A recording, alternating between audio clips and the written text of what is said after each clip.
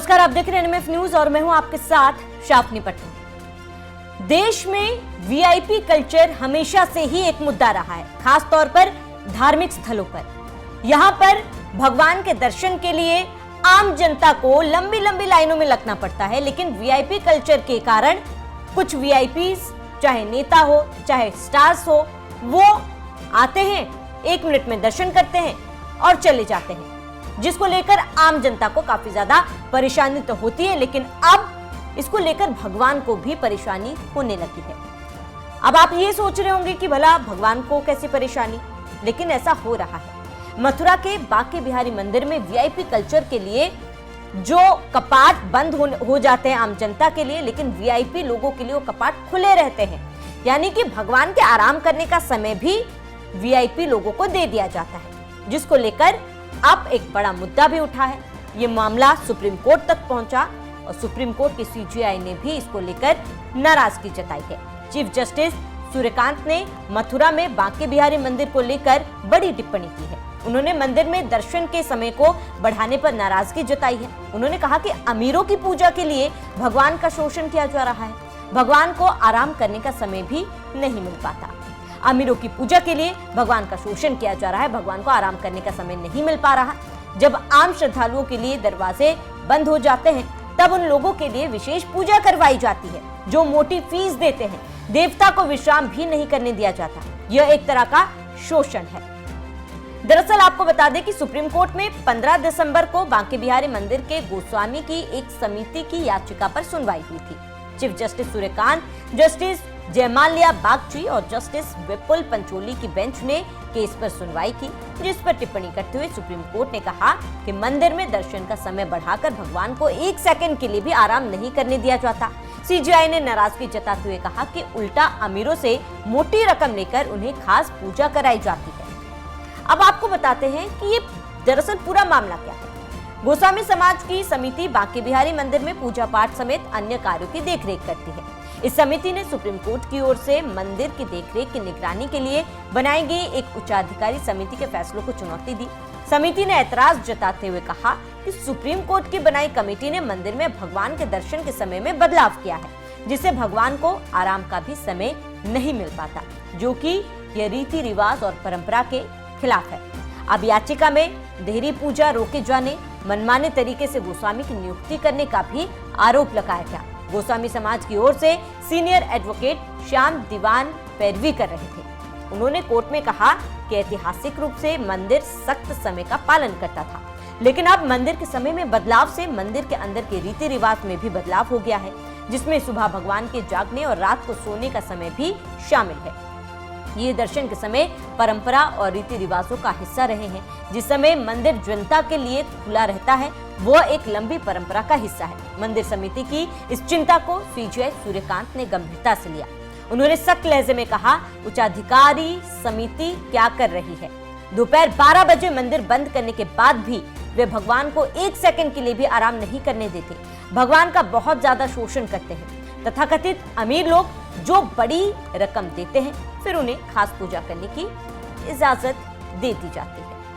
अब गोस्वामी समिति के वकील ने अपनी पैरवी रखी। चीफ जस्टिस की टिप्पणी पर मंदिर समिति के वकील श्याम दीवान ने कहा कि ऐसा नहीं है। आपकी जजमेंट ये सुनिश्चित कर सकती है कि इसे प्रतिबंधित किया जाए। यह भगवान के लिए आराम का बहुत महत्वपूर्ण समय है। कोर्ट एक बहुत ही महत्वपूर्ण मुद्दा उठा रहा है।